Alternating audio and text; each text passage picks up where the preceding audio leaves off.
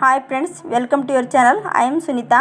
ನಾನಿವತ್ತು ಹೋಳ್ಗೆ ಥರ ಅಥವಾ ಮೆತ್ತಗೇನೆ ಯಾವ ರೀತಿ ರೊಟ್ಟಿಯನ್ನು ಮಾಡೋದನ್ನು ಹೇಳ್ತಾ ಇದ್ದೀನಿ ರೀ. ಇಲ್ಲಿ ನೀರನ್ನು ಕುದಿಸಾಕಿಟ್ಟಿದ್ದೀನಿ. ಚೆನ್ನಾಗಿ ನೀರು ಕುದ್ದಿದೆ, ಅದಕ್ಕೆ ನಾನು ಹಿಟ್ಟನ್ನು ಹಾಕ್ತಾಯಿದ್ದೀನಿ ರೀ. ಹಿಟ್ಟು ಹಾಕಿ 1-2 ಅಥವಾ 3 ನಿಮಿಷ ಬಿಟ್ಟು ಆಮೇಲೆ ಚುಚ್ಚುಗುದಿಲೆ ಚೆನ್ನಾಗಿ ಕೈಯಾಡ್ಬೇಕು ರೀ. ಕೈಯಾಡಾದ್ಮೇಲೆ ಗ್ಯಾಸನ್ನು ಆಫ್ ಮಾಡ್ಬೇಕು ರೀ. ಈ ರೀತಿ ಚೆನ್ನಾಗಿ ಕಲಸಿದ್ರಪ್ಪ ಅಂತಂದ್ರೆ ಅದು ಹಿಟ್ಟು ಚೆನ್ನಾಗಿ ಜಿಗಿ ಆಗತ್ತೆ ರೀ. ಈ ಜಿಗಿ ಆದಮೇಲೆ ಅದನ್ನು ರೊಟ್ಟಿ ಕಲ್ಲಿಗೆ ಹಾಕ್ಕೊಂಡು ಚೆನ್ನಾಗಿ ನಾದ್ಬೇಕು ರೀ.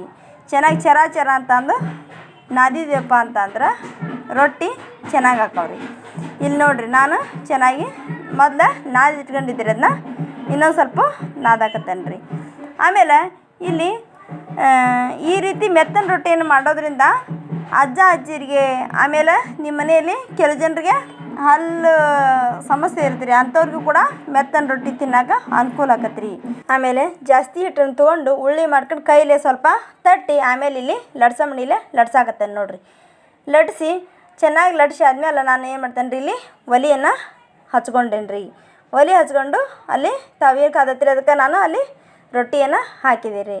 ರೊಟ್ಟಿ ಹಾಕಿದ ತಕ್ಷಣ ನಾವು 1 ಸೆಕೆಂಡ್ ಅಥವಾ 2 ಸೆಕೆಂಡ್ ಬಿಟ್ಟು ಹಿಂದೆ ನಾವು ಅದಕ್ಕೆ ನೀರನ್ನು ಹಚ್ಬೇಕು. ನೀರು ಜಾಸ್ತಿ ಹಚ್ಬೇಡ್ರಿ, ಸ್ವಲ್ಪ ಹಚ್ಚಿರಿ. ಯಾಕಂದ್ರೆ ಜಾಸ್ತಿ ಹಚ್ಚಿರಪ್ಪ ಅಂದ್ರೆ ಉಬ್ಬಂಗಿಲ್ಲ ರೀ ಅದು.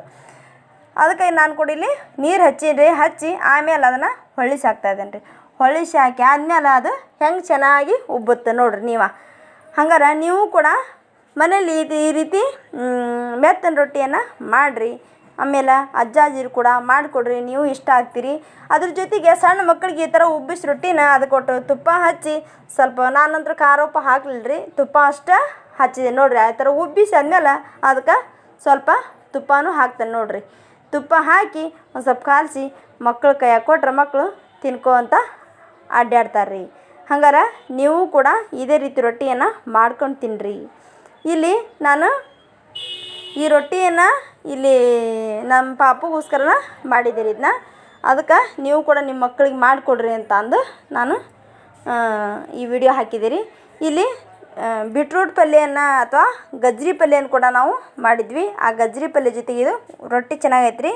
ಇದೇ ರೀತಿ ನೀವು ಕೂಡ ರೊಟ್ಟಿ ಮಾಡ್ಕೊಂಡು ತಿಂದು ಹೆಂಗೈತೆ ಅಂತಂದು ಲೈಕ್ ಮಾಡಿರಿ, ಶೇರ್ ಮಾಡಿರಿ, ಕಮೆಂಟ್ ಮಾಡಿರಿ, ಸಬ್ಸ್ಕ್ರೈಬನ್ನು ಕೂಡ ಮಾಡಿರಿ ಫ್ರೆಂಡ್ಸ್.